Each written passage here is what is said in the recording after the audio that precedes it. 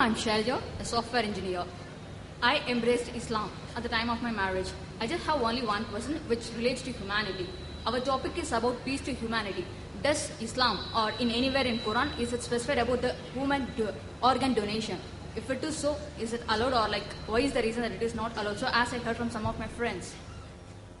Just ask the question that is there any mention in the Quran that organ donation can be done or not. There's no verse in the Quran or any authentic hadith where organ transplantation, organ donation can be done or cannot done. But all the scholars have got together and there are several conferences taking place in Makkah, in Riyadh, in Malaysia. And the scholars unanimously agree that organ donation and organ transplantation can be done if three criteria are fulfilled. Number one, the person donating the organ, it should not cause a major loss to his health.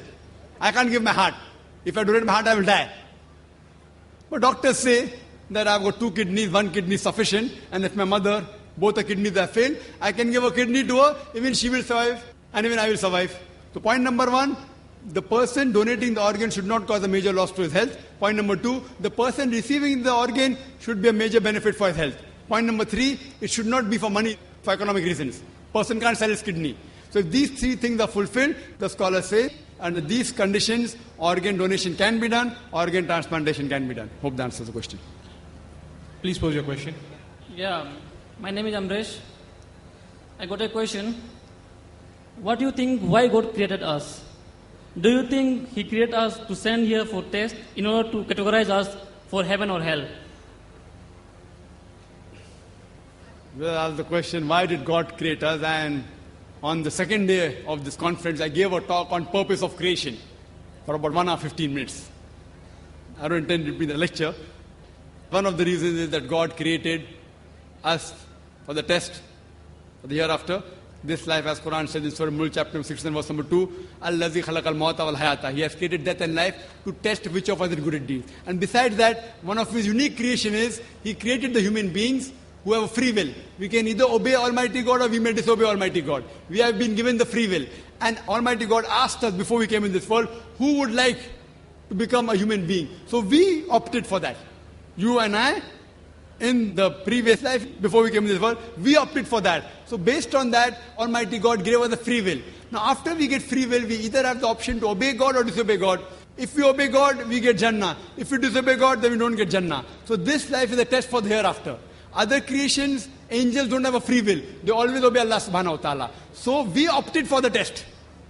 We opted for the test, so we are undergoing the test. So based on this test, we will get our reward and punishment. Allah says in the Quran in Surah Dhariyat, chapter 50 and verse 56, Allah says, وَمَا خَلَقْتُ الْجِنَّ وَالْإِنسَ إِلَّا لِيَعْبُدُونَ.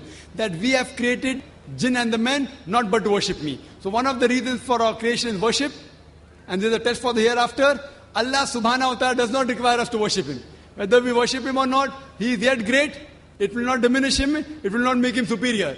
We are undergoing the test. For our benefit, we opted. It is like I opted to appear for the medical examination. I opted. So the teacher, she corrected, okay, fine. And I passed the test. So similarly, brother, we opted and we are undergoing the test. And for the complete answer, you can refer to my video cassette, The Purpose of Creation. Yes, brother. Can we have the next question from you?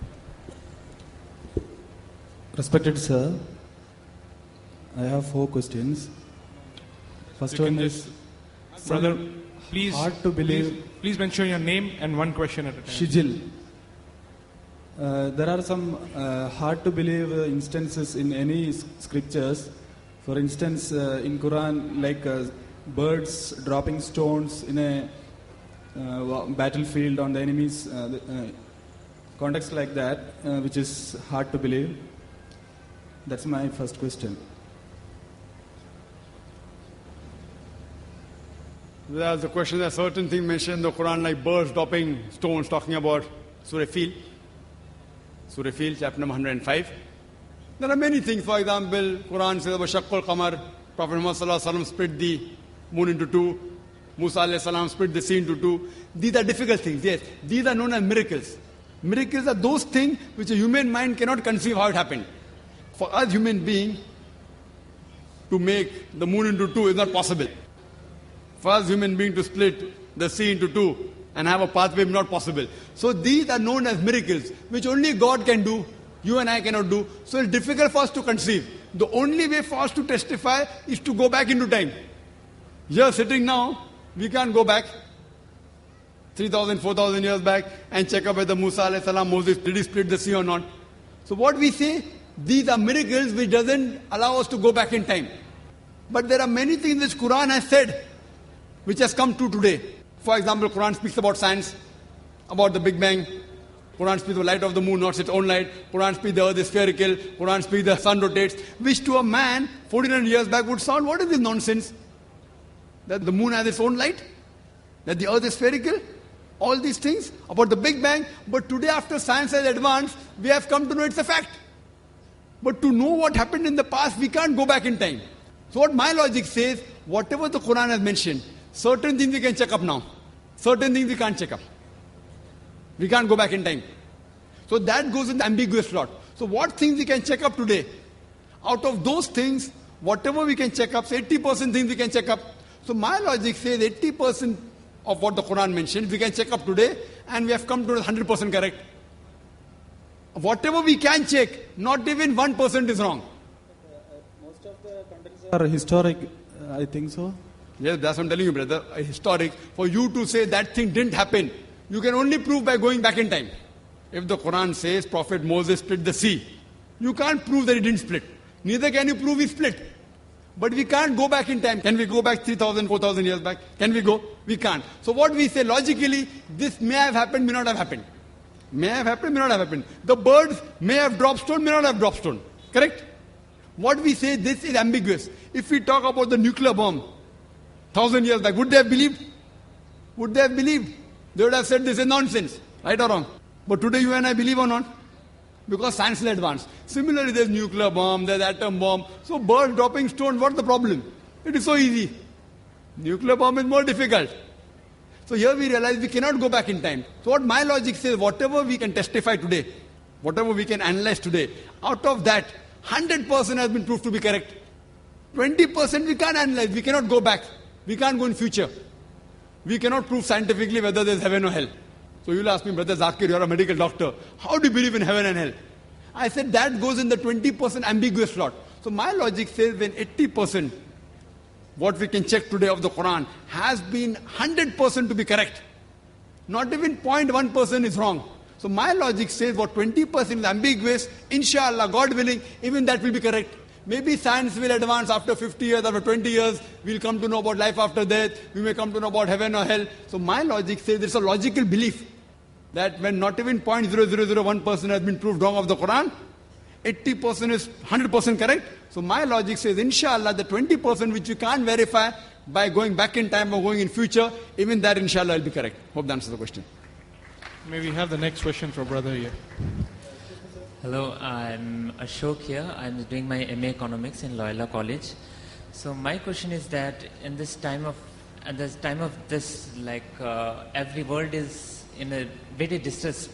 We are in a way of we want peace, whether there is a region, whether it's a religion peace or whatever it is. We need peace. We need some humanity, and we have lots of people from outside countries also. So is the religion is the sole thing that we are doing so much of problems all around? Is the religion is the sole problem? For that we are demolishing the WTO all around, and we have lots of problem over there. And is the religion is the solution for the things happening all around the world? And is it the solution for the people dying in Ethiopia? We have children dying out of hunger. Is the solution, is the religion solution for them? What is the solution for the real thing for what we are wondering all around? Is it the religion is the only solution for what we are debating all this time? What I think so we need some solution for that. Thank you. That's a good question. That we are having so many problems in the world. Is religion the solution for this problem? There are so many people dying in Ethiopia. Is religion the solution? Brother, the religion which is true is the solution. Allah says in the Quran in Surah Al-Imran, chapter number 3, verse number 19, Inna Dina Indallah al-Islam. The only religion acceptable in the sight of Almighty God is submitting a will to Almighty God. If every human being submits a will to Almighty God, you won't have a problem in Ethiopia. Allah says in the Quran and several Sahih Hadith that the third pillar of Islam is every rich person who has a saving of more than the nisab level, 85 grams of gold, should give 2.5% of his saving in charity. If every rich human being gives charity, poverty will be eradicated from this world. Leave us at Ethiopia, there will not be a single human being anywhere in the world who will die of hunger. Do you know that the 3 richest men in the world, their wealth is equal to 48 poorest countries' GDP. 3 richest men. If all of these people give zakat, it will solve the problem of the humankind. So the problem is that if every human being follows the religion of submitting his will to Almighty God, like that you gave one problem. Any problem you get, Alhamdulillah, the glorious Quran has the solution to the problem. Follow the right religion and you'll get real peace. Do we have a question from the sister's side? Yeah, there's a question from the non-Muslim sister. Assalamu alaikum. When a Muslim is in a non-Muslim's house at the time of prayer, at the time of salah, can he or she do his prayer in their house? Or what is the right way to do it? And can a Muslim take prasad from the temples? So there are 2 questions. Number 1 is, can a Muslim pray in the house of a non-Muslim? As long as there's nothing which is wrong in the house, as long as there's no idol in the front, as long as the place you're praying is a clean place, you can pray any part of the world. Our beloved Prophet Muhammad Sallallahu Alaihi Wasallam said, it's mentioned in Sahih Bukhari, number 1 in the book of Salah, that the whole world is a mosque for the believers. So as long as the place is clean and doesn't break any rules of the Sharia, there's no idol in front, you can very well pray. Regarding taking prasad.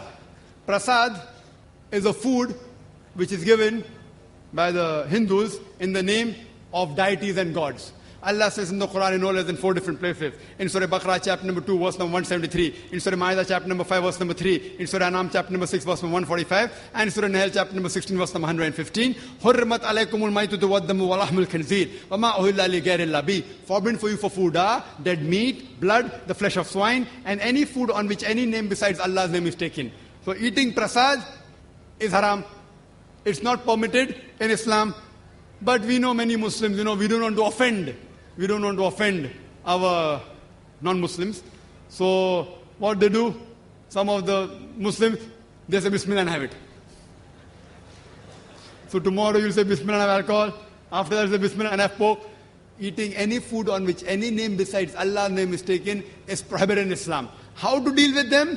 You can refer to my video cassette, Dawah or Distraction, which shows you a way how to convince the non-Muslim regarding the concept of prasad and how to convince them through their scriptures about the true concept. Hope that answers the question. The next question from